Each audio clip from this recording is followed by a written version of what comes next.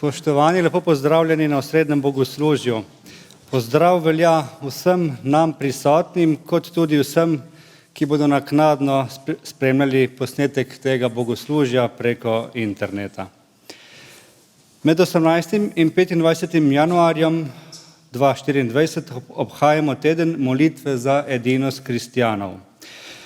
Krščanstvo je danes na svetu najbolj preganjanja vera. 4/5 vseh ljudi, ki so preganjani zaradi vere, so kristjani.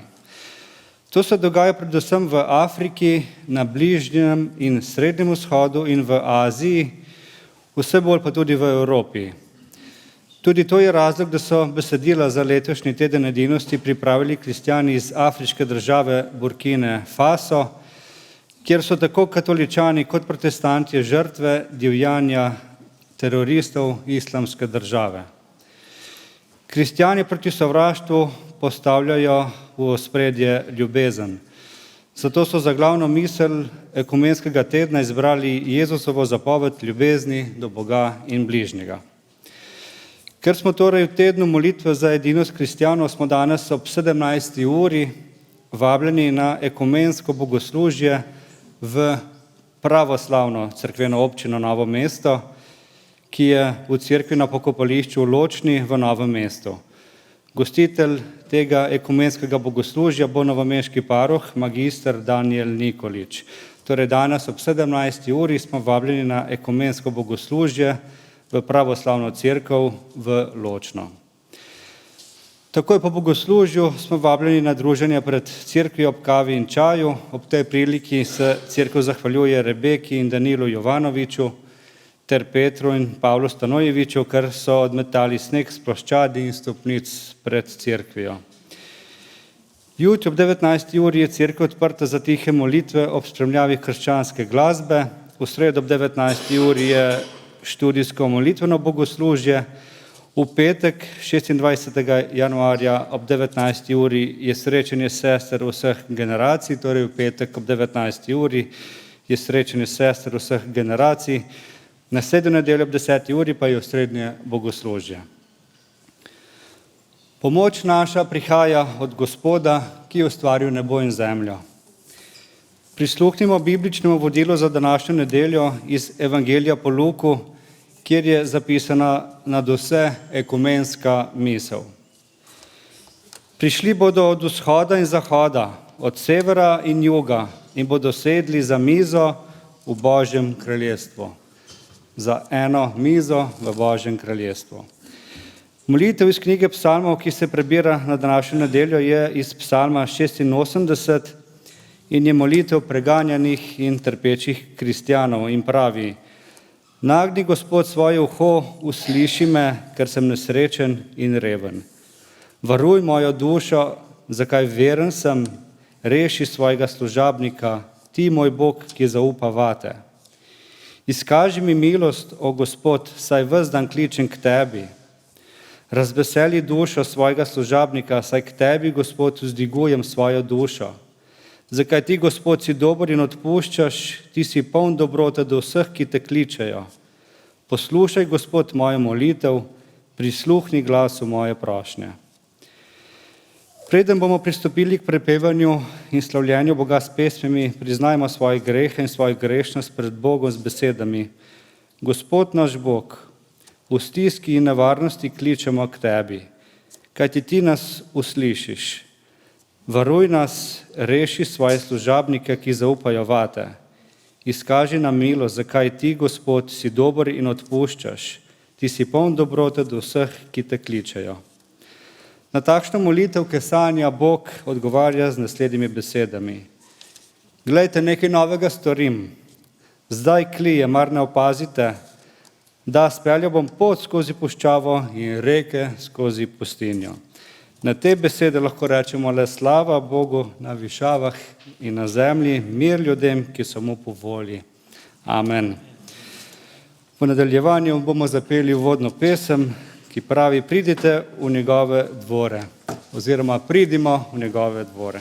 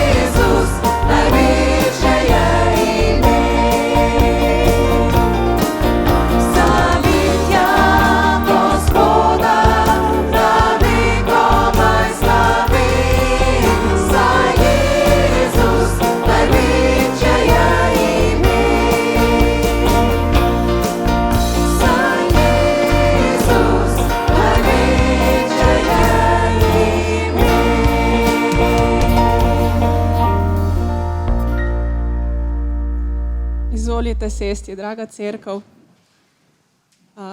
Lep dan, ne, nam je podaril naš Bog stvarnik, lep vikend in verjamem, da nam je tudi to prineslo v teh dneh veselje v srce in nasmeh na usta. In dobro je, da smo zbrani skupaj, kajti ljudje smo ustvarjeni za življenje in za delo z drugimi v skupnosti, kjer lahko uspevamo. Smo družbena bitja, ki smo se razvila za obstoj znotraj skupine. In vsaka skupnost ima tudi značilnosti, po katerih je prepoznana, ali značilnost, po kateri je najbolj prepoznana. Naj pojasnim s primerom iz življenja, ki je meni blizu, in tako si tudi jaz stvari razložim potem, ko v njih razmišljam. Torej, življenje šolskega sveta. Učitelji učence prepoznamo kot posameznike, vendar pa jih v prvi vrsti, ko smo v šoli, dojemamo kot pripadnike skupnosti, torej posameznega oddelka oziroma razreda. S tem si lažje organiziramo večjo količino informacij glede vseh otrok, ki so na neki šoli.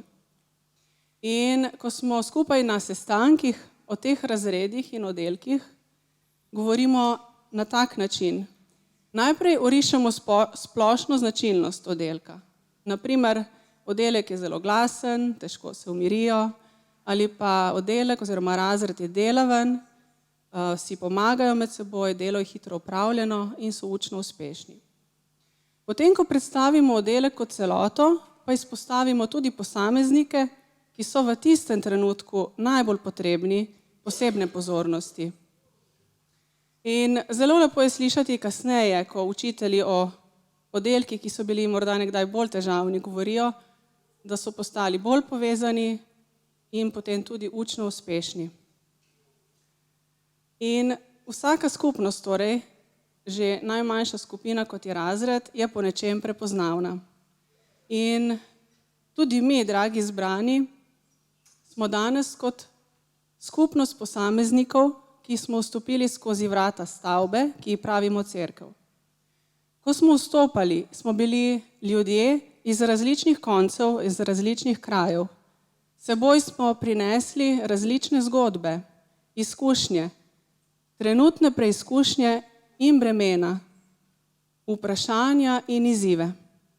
V trenutku, ko smo vstopili skozi vrata, ki predstavljajo neko točko prehoda iz zunanjega v notranji svet, iz razpršenosti v ponovno združenost, iz enega sveta v drug svet, lahko bi rekli, ker smo v cerkvi iz fizičnega ali zgolj fizičnega sveta v duhovni svet, pa smo imenovani cerkev z veliko začetnico. Po čem smo torej prepoznani kot cerkev? Ali po čem naj bi hrepeneli, da bi bili kot skupnost prepoznani? Kaj je naša skupna točka? Kaj oziroma kdo so vrata, skozi katera smo vstopili? To je Jezus Kristus, naš Gospod, on je naša skupna točka. On sam je rekel, da je vrata, skozi katera naj vstopamo, na njegovo pašo, ki je dobra. In danes smo tako le s fizičnim prihodom, vstopom skozi ta vrata, cerkve na zunaj pokazali, kar je že v našem srcu, kar v našem srcu raste in kar verujemo, ali čemur želimo verovati. In po čem torej bi naj bili najbolj prepoznavni? Kot smo slišali že od brata Petra, po njegovi ljubezni. Torej po Jezusovi ljubezni do bratov po veri in do tistih, ki so zunaj vrat. Cerkev je naše varno zatočišče, dom, vrata, skozi katera vanjo vstopamo, pa je sam Bog, Jezus Kristus. In če tudi smo kot posamezniki, kdaj v cerkvi prepoznani kot tisti, ki so potrebni posebne pozornosti, kakor otroci, ki so občasno znotraj razreda potrebni posebne pozornosti. Če smo kdaj prepoznani kot takšni člani skupnosti, ko v svoji grešnosti in šibkosti mesa ne zmoremo uresničevati vsega, k čemur je poklicana cerkev, pa ne pozabimo, da je Jezus dobri pastir in da on v svoji cerkvi vidi vsakega posameznika in da je njegova milost tista, ki nas ohranja kot posameznika in kot cerkev. In zato nas vabim, da se z naslednjimi pesmimi, ko se bomo bližali času skupnega priznavanja Božje veličine in čaščenja Bogu zahvalimo za cerkev, za ta dom, v katerega nas je poklical, in za njegovo ljubezen in milost, ki nikoli, prav res nikoli ne mineta. In naslednja pesem pravi, no, zdaj sem pozabila, ljubezen Božja nikoli ne mine.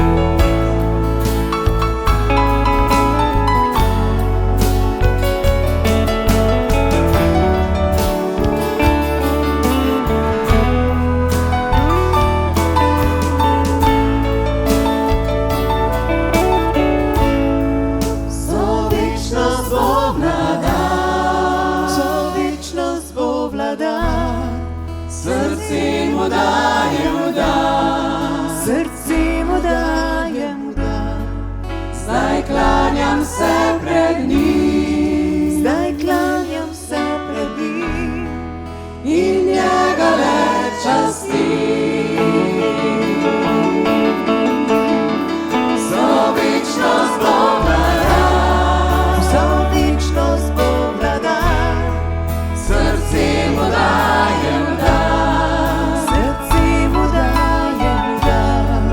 zdaj klanjam se pred njim Zdaj klanjam se pred njim in njega le častim.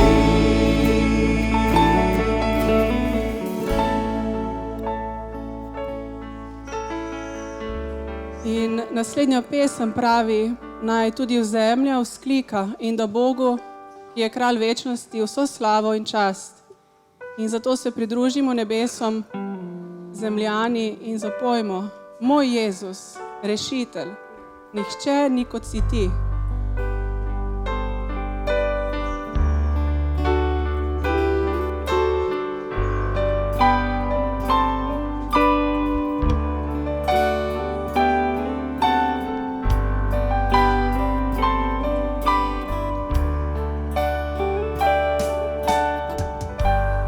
Moj Jezus in rešitelj, tak ni nihče kot si ti.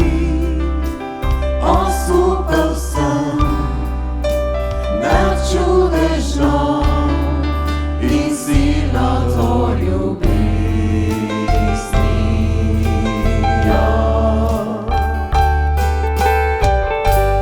Moj ščit si in zavidje, močna utrdba si ti, naj vsak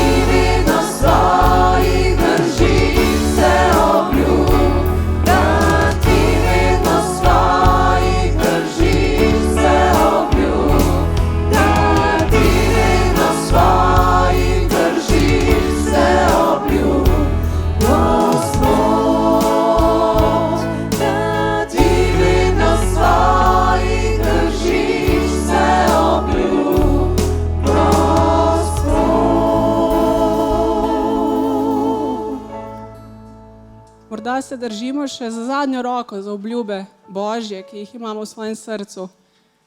In morda smo razmišljali, Gospod, Bog, tvoje obljube, kdaj bom videl njihovo izpolnitev.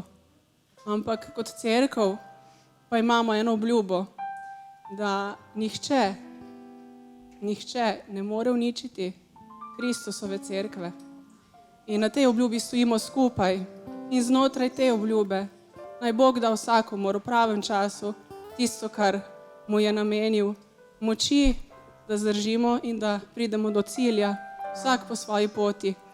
Nobena ni enostavna in nobena ni bolj ali manj težka od druge, ampak nihče in nič ne more uničiti cerkve, ki jo je ustanovil sam Bog, z namenom, da v njej najdemo tolažbo, zatočišče, moč, da se naša duša okrepi v Božji besedi. In v naslednji pesmi se Bogu zahvalimo za dar, ki ga prejemamo, s tem, ko smo lahko skupaj in ko lahko slavimo njegovo ime kot cerkev, kot eno telo. Pesem pravi: Ljubim te, moj Gospod.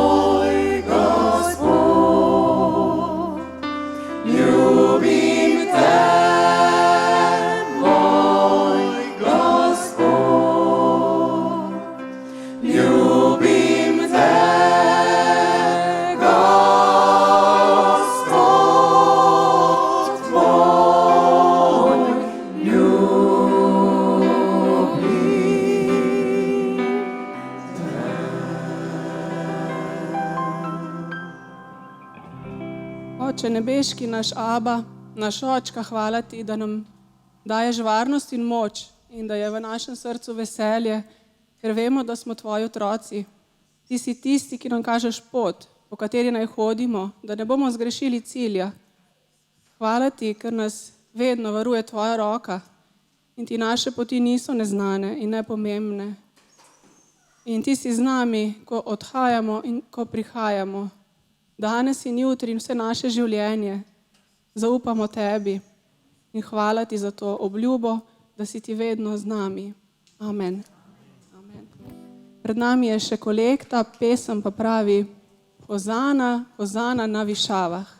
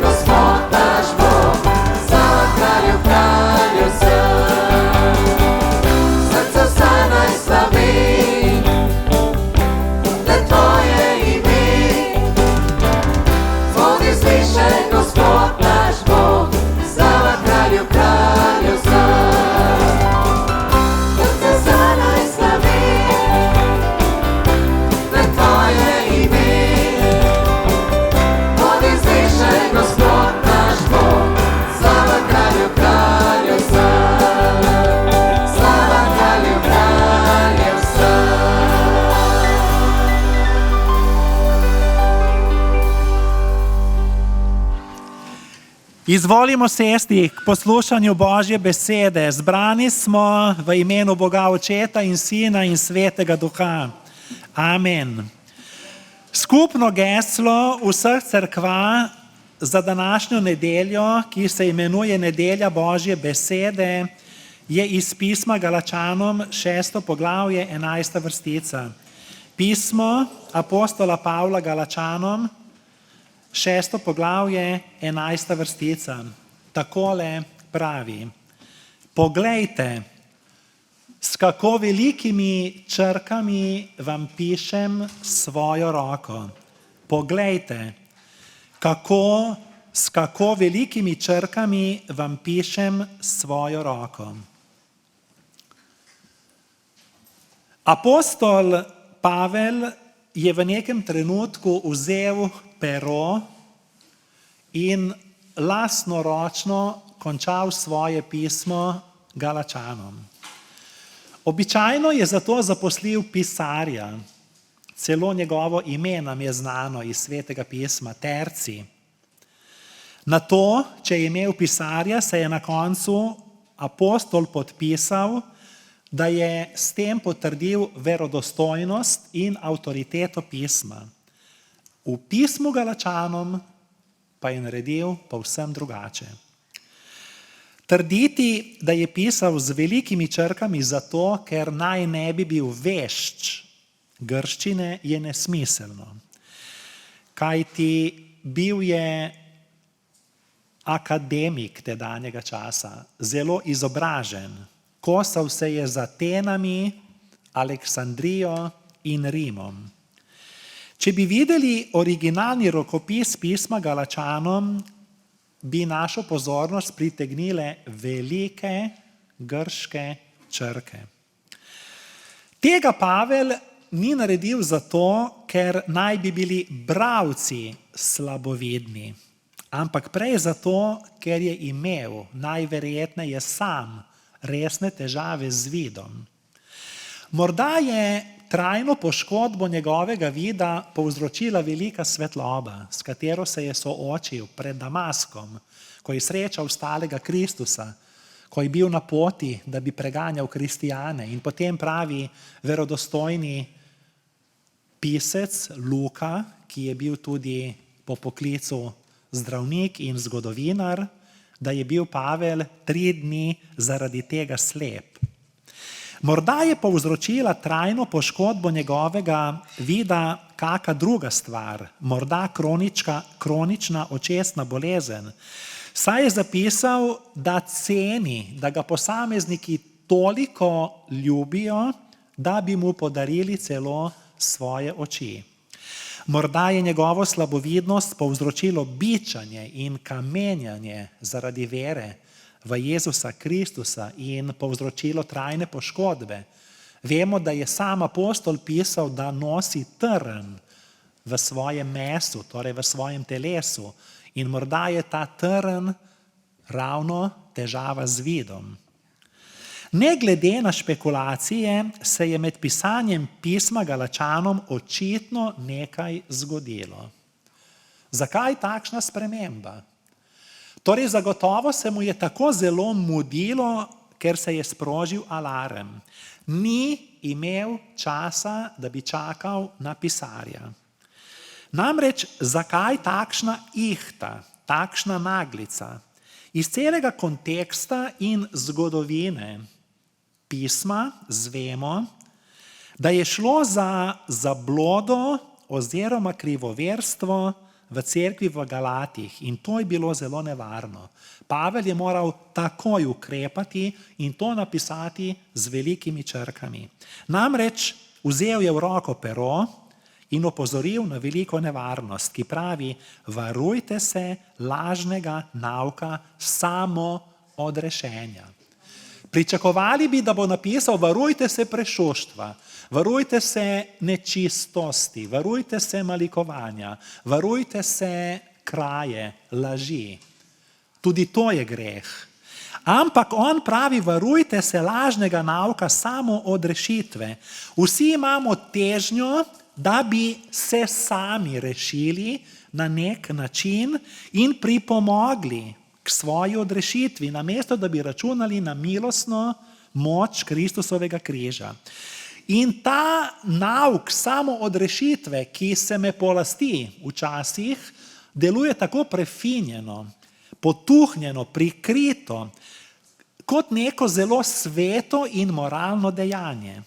Torej ne zato, da bi s tem evangelij nadomestil, ampak s tem temu evangeliju nekaj dodajam in potem evangelij izgubi čistost, jasnost moči Kristusovega križa. Največja napaka kristijanov je prepričanje, da lahko v sebi odkrijemo tisto, kar je možno najti samo v Jezusu Kristusu. In tukaj je razlika med krščanstvom in novodobnimi gibanji. Novodobno gibanje pravi, in to je zelo lepo, in lepo je, če je v meni resnica, če je v meni svetloba. Ampak slej, ko prej se ugotovi, da sem jaz samo smrtno bitje. Torej potrebujem resnico, ki je Jezus Kristus. Potrebujem luč, svetlobo, ki je Jezus Kristus. In najnevarnejša stvar, ki se mi lahko zgodi, je, da potem postanem ponosen, duhovno ponosen na svojo poslušnost do Boga, na svoje dosežke, na svoje uspehe, na svojo svetost, čistost, namesto da bi računal na milost Gospoda Jezusa Kristusa. Ena pesem pravi: hočemo si prikupiti in pridobiti, prislužiti košček nebes. Verniki v Galatih so postavili za merilo spoštovanja zakonov stare zaveze in so se obrnili proč od milosti. No, on pravi, kot bi bili začarani. Začeli so med sabo tekmovati, kdo je boljši, kdo bolj pravilno ali pravilneje razume evangelij in kdo je zaslužnejši vernik. Danes poznamo drugačne različice. Čisto preprost in morda celo banalen primer. Če ima nekdo zelo velik predsodek do kajenja, vemo, da kajenje dolgoročno škodi. Ampak lahko se najde posameznik, ki bo videl v tem, če nekdo kadi, večji greh, kot v tem, če nekdo greši z grehom hinavščine, zvitosti, malikovanja, obrekovanja, nevoščljivosti, zavisti. In tako se lahko hitro ujamemo v zanko, o kateri pismo Galačanom svari. Pavel je z velikimi črkami zapisal, da je ironija, da ravno človek, ki se za nekaj zavzema, sam ne dosega teh standardov. V času Galačanov so se prepirali zaradi obreda obreze. Gre za judovski, verski in simbolni pomen. Zato je Pavel vzel v roko pero in z velikimi črkami posvaril pred nevarnostjo religioznosti. Neki vernik je na vsakem bogoslužju v cerkvi molil: Gospod, prosim te, očisti vso pajčevino iz mojega življenja. Vsi so že vnaprej vedeli, kaj bo molil. Končno so se na to navadili. Nekateri so se strinjali, nekateri ne. Povedal jim je, da so pajčevina slabe stvari, ki so se med tednom nabrale na njegovi duši. In ker je večina v tej molitvi videla iskrenost, je spet na nekem bogoslužju molil: Gospod, prosim te, očisti vso pajčevino iz mojega življenja. Končno je duhovnik posegel vmes in rekel: Gospod, prosim te, ne stori tega, ne očisti pajčevine, ampak raje ubij pajka. Kajti pajek je tisti, ki vedno znova naredi pajčevino. Torej, treba je ubiti pajka, ne pa vedno znova čistiti v svoji duši pajčevine. Apostol Pavel je nadaljeval, da šteje samo eno: nova stvaritev v Jezusu Kristusu. Brez Kristusa ne morem biti kristijan. Torej, najboljša pridiga je tista, ki je polna Kristusa. Oznanjati moramo Kristusa vedno in vse povsod. On je ves evangelij. Zato je Pavel zapisal spet z velikimi črkami, da se hvali samo s Kristusom. Vsi se z nečim hvalimo, vsi se radi ponašamo z dosežki, svojimi uspehi, svojim znanjem, z lastnostmi, z odnosi. Predmet je lahko hvale in kar je tudi prav. Naša družina, naš vpliv, videz, uspešnost. Torej, to ni pridiga in Pavel ne govori proti takšnemu bahanju. Prav je, če smo pohvaljeni, in prav je, če nas nekdo drug pohvali. Nič ni narobe, dokler ni v ospredju naš uporniški ego. Torej, ego. Če je ego močan, zelo trpim. Ker potem mislim, da je vse usmerjeno proti meni.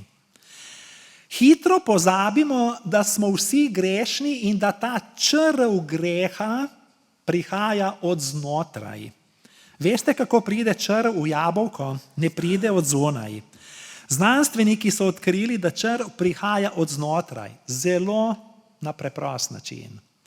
Žuželka položi jajčece že v cvet jabolka. Čez nekaj časa se črv izleže v samem srcu jabolka, nato najde svojo pot ven. Greh deluje podobno.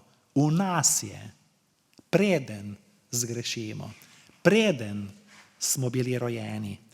Zato je Pavel z velikimi črkami napisal: meni pa Bog ne daj, da bi se hvalil, razen s križem našega Gospoda Jezusa Kristusa, po katerem je bil svet križan zame, jaz pa svetu. Danes mislimo, ko govorimo o križu, na nekaj lepega, plemenitega. Imamo ga za okras, imamo ga celo za del nakita. V Pavlovih dneh je križ pomenil povsem nekaj drugega. Ko so Rimljani videli človeka, da vleče križ, so vedeli, ta človek bo umrl. Judje so celo rekli, preklet tisti, ki visi na lesu križa. Namreč v Pavlovih dneh je bil križ najgrša stvar. V vljudni družbi niso smeli omenjati križa. To je bilo ponižujoče, gnusno, odvratno, sramotno. A Pavel pravi, Bog ne daj, in to napiše z velikimi črkami, da bi se hvalil s čimerkolim, razen s križem Gospoda Jezusa Kristusa. V Gospodovi večerji oznanjamo njegovo darovansko smrt, ko je umrl namesto nas, plačal za naše grehe in obnovil naš odnos z Bogom. Nobena druga religija ne pozna takšnega načina odrešenja. Kristus je plačal polno, dokončno ceno za naše odrešenje in zdaj smo opravičeni. Upravičena Božja jeza je od nas odvrnjena in smo nedolžni pred Bogom. John Stott, ki je bil tudi duhovnik nedolgo preminule angleške kraljice, je zapisal: nikoli ne bi mogel verjeti v Boga, če ne bi bilo križa. Kako bi lahko v resničnem svetu bolečine častili Boga, ki je imun nanje, torej na bolečino? Vstopil sem v številne budistične templje v različnih azijskih državah in spoštljivo stal pred kipom Bude s prekrižanimi nogami in rokami, zaprtimi očmi in z nasmeškom na obrazu, ki je ločen od agonije sveta. In to spoštujem. Toda vsakič sem se moral obrniti in v svoji domišljiji sem se obrnil k osamljeni, zviti, zmučeni figuri na križu, žebli v rokah in nogah, raztrganim hrbtom, krvaveči glavi zaradi trnov, suhim ustom zaradi žeje, potopljeni v temo, kot je bil križani, zapuščen od Boga. To je Bog zame. Ta Bog je vstopil v naš svet mesa, krvi, bolečine, solz in smrti. In v luči tega postane moje trpljenje bolj obvladljivo, kajti proti Bogu, ki sam trpi, ne morem protestirati. Kajti proti Bogu, ki sam trpi, ne morem protestirati, torej ugovarjati. Evangelij popolnoma spremeni tisto, s čimer se mi radi hvalimo. Zato je na koncu pisma Galačanom, torej Pavel vzel v roke pero in nam dal vedeti, da to pismo piše z velikimi črkami. In vse svoje zaupanje in hvalisanje usmeri na to, kar je Kristus naredil zanj, ne pa on za Kristusa. Hvalil se je s Kristusovim križem. Ko kdo postane kristijan, sledi Kristusu. Zataji samega sebe, vzame svoj križ in sledi Jezusu. Svet danes in odvedno misli, da je tak, ki sledi Kristusu, nor, da je izgubil razum. Ljudje se sprašujejo, zakaj hodimo v cerkev, sploh pa, če gre za mlade ljudi. Zakaj gremo v cerkev celo v sredo zvečer? Kaj nam je? Namreč ljudje se čudijo, kako hoče biti nekdo duhovnik, misionar, pevec v cerkvi, glasbenik v cerkvi, narediti nekaj za cerkev. Svet pravi, zmorem, ne potrebujem nikogar, sem močan, sem samozadosten, sam se lahko z lastnimi škornji prebijem v nebesa. Križ pa pravi, da smo vsi zgrešili in izgubili Božjo slavo in da ni pravičnega niti enega. Pavel, ki je preučil vsa tedanja verovanja sveta in vse filozofije, bil je zelo načitan človek, zelo učen človek. Ko je prišel v Atene, v apostolski deli 17. poglavje, vidimo, kako je hitro lahko vzpostavil kontakt s tistimi filozofi tam. Torej, poznal je različna verovanja, različne filozofije in potem je z velikimi črkami napisal fantastično izjavo: meni pa Bog ne daj, da bi se hvalil razen s križem našega Gospoda Jezusa Kristusa, po katerem je bil svet križan zame, jaz pa svetu. Ali lahko to z velikimi črkami napišem tudi jaz? Torej, pomislimo na Pavla, na te stavke. Pavel bi se lahko ponašal svojo izobrazbo. Bil je akademik. Lahko bi se ponašal s preobrnjenimi pogani, kajti mnogo je po njegovem pričevanju postalo kristjanov. Lahko bi se ponašal z mnogimi ustanovljenimi cerkvami. Lahko bi se ponašal z mnogimi napisanimi pismi. Navsezadnje lahko bi se ponašal s svojim vnebovzetjem. Pa o tem noče govoriti. Namreč ponaša pa se s Kristusovim križem. Križ mi pove vso resnico o meni. Križ mi pove, da sem grešen. Križ mi pove, da me Bog ljubi.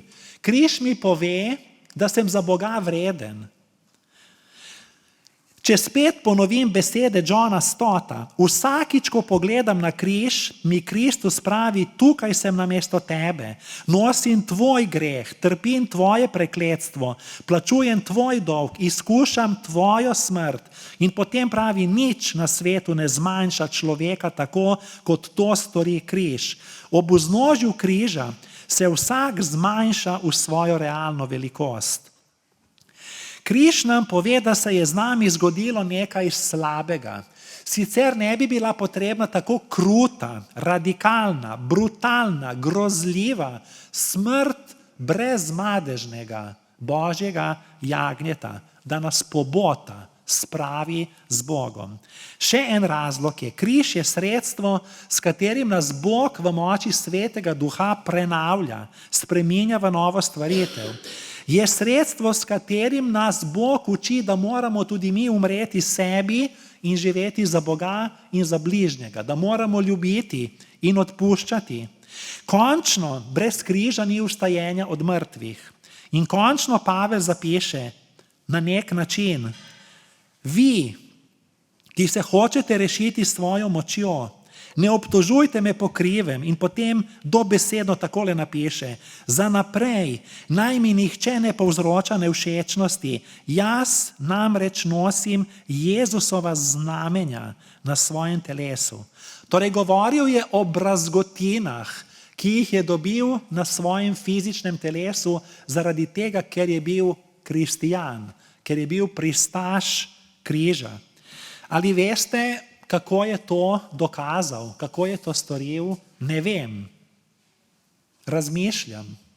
Morda je odpel srajco, morda je slekel srajco, pa ni pokazal svojih mišic, ampak rane, brazgotine, znamenja, kot pravi, znamenja bičanja, udarcev, ki jih je prestal za voljo Kristusa.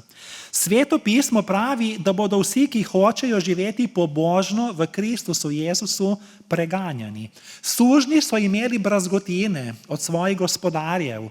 Pavel pa je imel znamenja, brazgotine na svojem telesu, ne kot Judje, ki so imeli za to znamenje obrezo, on pa je imel znamenje drugačno, zaradi križa. In s tem se je ponašal, ker je bil prostovoljni suženj, če lahko rečem, Jezusa Kristusa. Ta zgodba je čudovita in ta zgodba in ta teologija je napisana z velikimi črkami. Ta zgodba ponazarja situacijo med Bogom in nami. Bog je svet in pravičen in moral bi nas obsoditi, vendar ker je tudi ljubeč.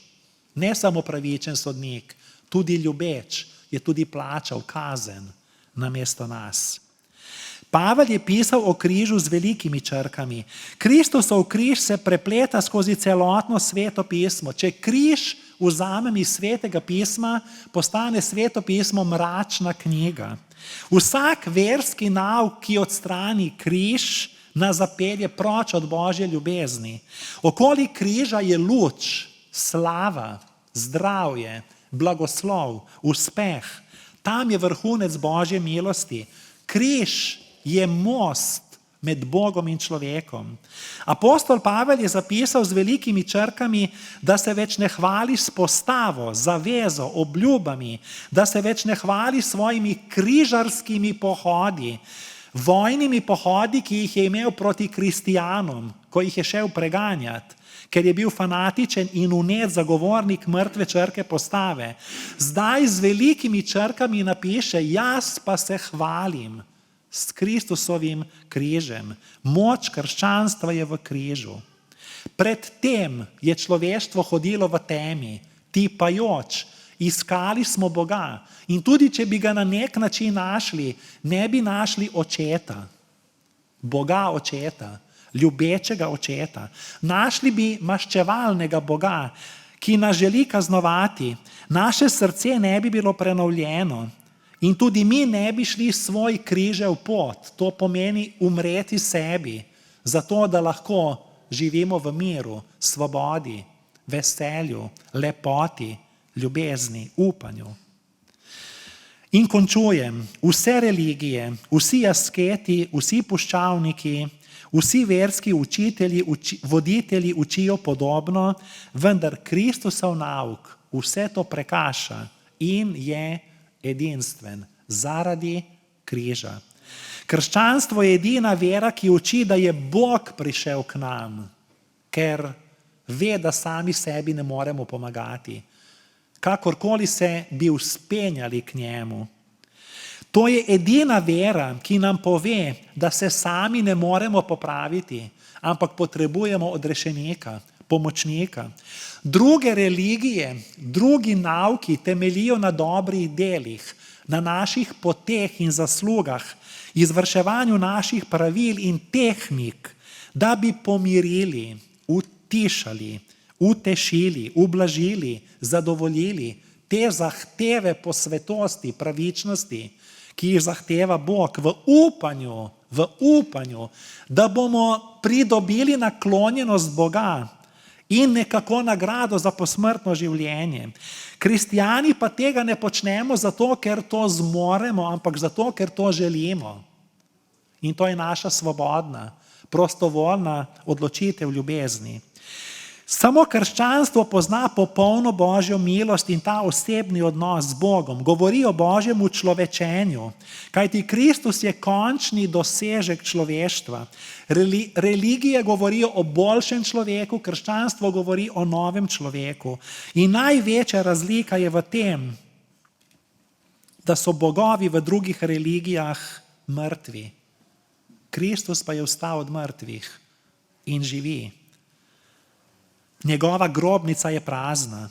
Zato je Pavel napisal z velikimi črkami, da je s križem Gospoda Jezusa Kristusa zanj svet križan, on pa svetu. In to je največja zmaga človeka. Biti križan svojemu uporniškemu egu. Moramo imeti svoj ego. To je prav, to je zdravo. Ampak ta zdravi ego je seveda Božji dar. Zato smo pač osebe.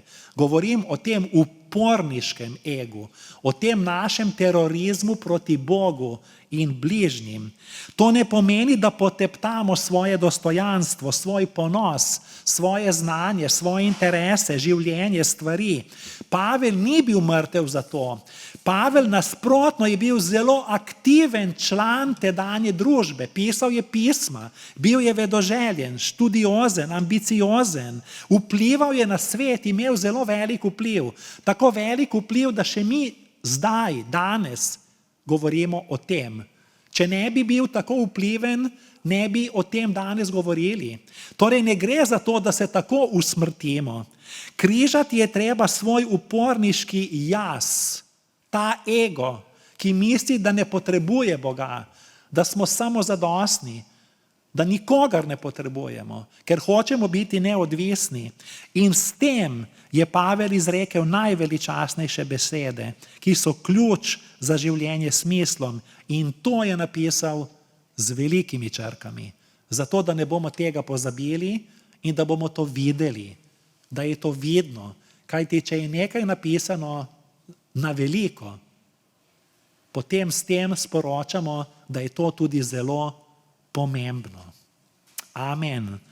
Vabim k molitvi. Bog Oče, po svojem svetem duhu prosimo, razsvetli naš da bomo hvalisanje in poveličevanje sebe preusmerili k hvalisanju in poveličevanju Kristusovega križa in se hvalili samo z njim. Kajti samo križ ima moč spremeniti bedno in grešno življenje v svobodno, veselo, srečno, zadovoljno, mirno, ljubeče in smiselno življenje. Verujemo, da tega recepta ne more napisati nihče drug, ker to prihaja od tebe, iz nebes. Zato se ti zahvaljujemo. Naj bo to zapisano v našem srcu z velikimi črkami. Amen. Skupna zaključna pesem pravi in je tudi skupna molitev: vse izročam tebi, Gospod.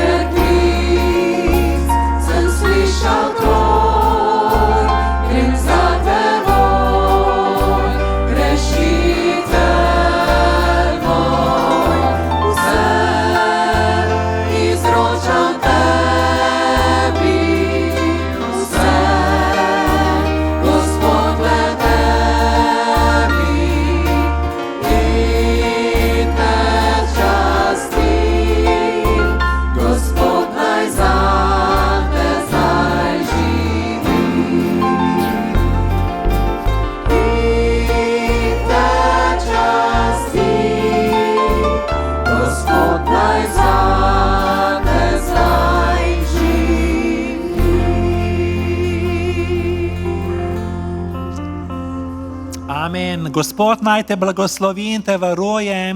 Gospod naj da sijati svoje obličje na tabo in naj ti bo milostljiv. Gospod naj dvigne svoje obličje na te in ti podeli mir. Amen.